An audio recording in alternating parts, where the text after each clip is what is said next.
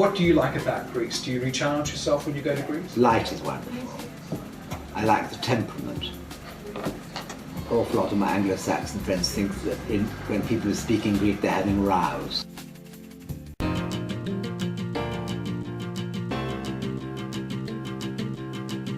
What is John Stefanidis? We build houses, we design furniture. The inspiration is based on what I know and what my colleagues know and have learned. We hope that it represents a form of excellence.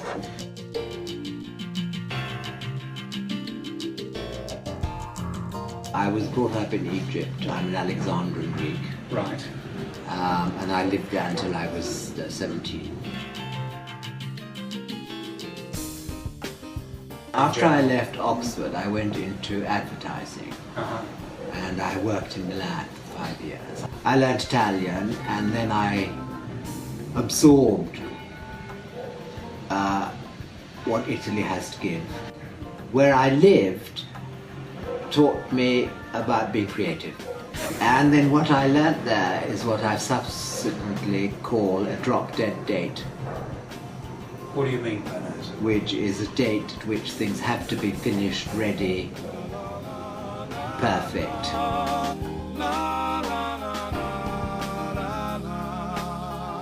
When did you actually fall into interior design and design in general? That was an accident of fate.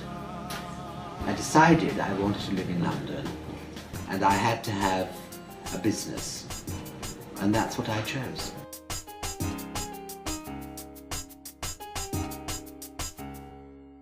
What was London like in terms of interior design and the feeling Well, of the there wasn't concept? much going on, but because it's a metropolis, it absorbs. And then what I have witnessed is a very dramatic change. There were very few craftsmen. Lots of things have been forgotten. And there's been a renaissance. Little by little, it has become a design force, partly because of English fashion, shabby chic, etc.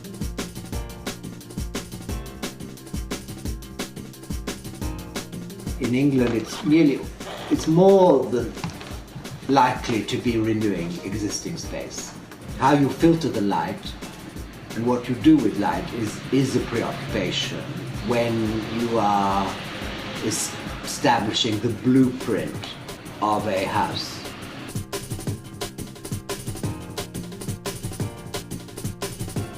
As an interior designer stroke architect today, what can't you do rather than what can you do? It depends whether what you're fulfilling is somebody's fantasy or whether it is suited to the person, the climate, the environment, the architecture and so on. Pei was doing a pavilion in England, that's a private commission.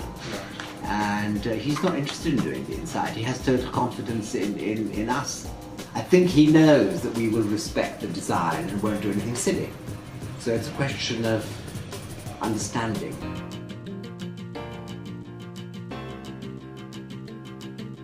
When a client comes to you, what is your reference? So the references are the place, above all the client, what they aspire to. Usually it's a fulfillment of an aspiration. Really? And a creativity that they are entrusting to us. So, and they might themselves be very creative, not have the time.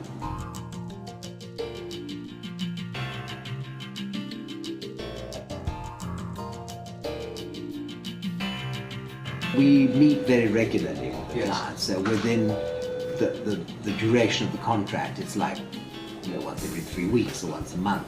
So we gauge and we know it's a process. And also what you haven't guessed what we'll do, you know because you give an alternative, or at the very, in early days, you eliminate what they like or don't like. But the fun for us is that we're doing something in New York, and also a Yali on the Bosphorus wooden house. in Istanbul. You're kidding. Yeah, so, and then a house in Greece, on an island. What it is really is that I and my colleagues, we assimilate and interpret. You do sometimes get to know people better than you would want.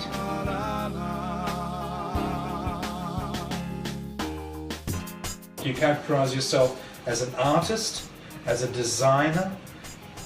No, I don't think of myself as an artist. I think of myself as an artisan. In the end, it's to do with practicalities. If it pleases the eye, that's a boost, but actually it's to do with practicality.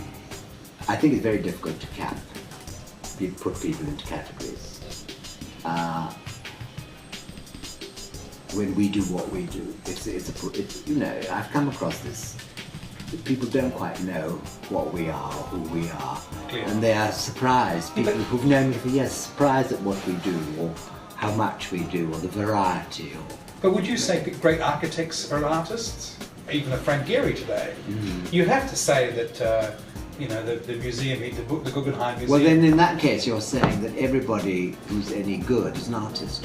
Well, yeah, but then in some respects, you'd have to ask yourself, if you were born 2,000 years ago, clearly you'd probably be painting. In those days, the concept of interiors wasn't as advanced as it is now. But in the Renaissance, they did everything. Yeah, but the Renaissance was only 500 years ago. If I'd been in the Renaissance, I'd also be writing poetry. It would be, you know, where do you Renaissance man, we hope.